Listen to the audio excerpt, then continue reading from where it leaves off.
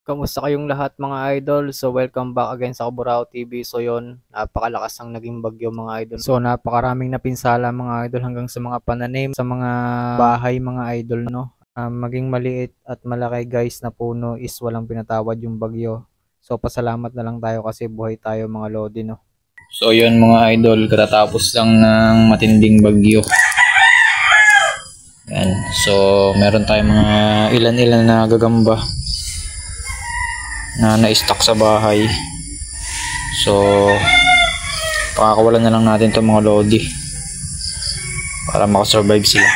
So kung natatandaan niyo, dito ko pinakawalan yung ating mga sibulain. Yan, and hindi ko pa ulit nabibisita kasi katatapos lang ng bagyo.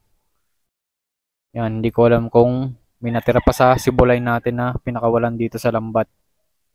So yan, natumba yung ating net at nasira yung ating mga halaman mga idol no. So papakawalan ulit natin yung ating mga Derby G mga idol. So ito na mga idol yung ating mga Derby G. So mga idol, papakita ko sa inyo muna yung mga Derby G natin.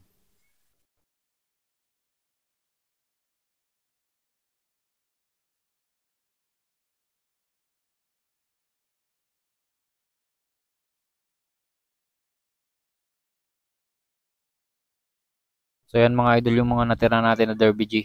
Yan, kung makikita ninyo may mga umitlog na. Yan, may mga talaan pa yan. Mga solid line yan mga lodi oh.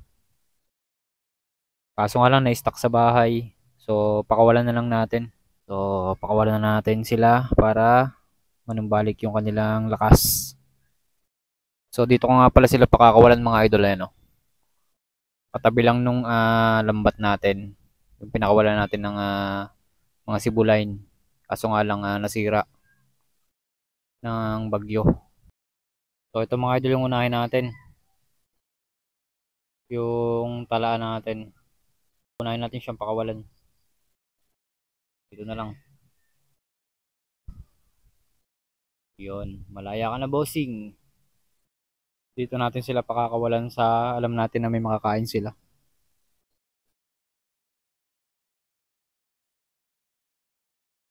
Ayan mga idol oh. So pakawalan na natin mga lodi. Ayun, nalaglag.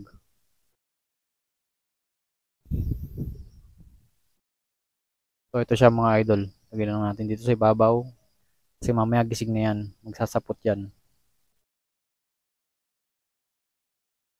Para makabawi sila ng lakas. Yan mga idol. Malaya na si bossing. So yan mga idol, ito pa yung isa. So yun mga idol, ang rason kung bakit natin pinakawalan ulit yung ating mga Derby G is alam natin na manghihina yung mga gagamba natin kapag nasa lagayan lang kasi wala silang kinakain. Kaya pinakawalan natin yung mga gamba natin mga idol no? And ang reason ko din is para makapagparami ulit sila, and sa susunod na season mas marami na tayong makukuhang mga gagamba mga idol no. So yun mga idol, ayan, napakawalan na natin lahat ng Derby G natin. Ayan. At syempre mga idol, hindi mawawala yung update natin kay Nana, yung Japan G na alaga natin. Ayan mga idol. So that's the reason why kung bakit tayo nag-aalaga mga idol ng gagamba mga idol no, hanggang sa ngayon. Kahit hindi na masyadong uso yung mga gagamba mga idol no. So yun, kailangan natin tong alagaan at palakihin kasi galing to sa matalik natin na kaibigan na si Awin mga idol no.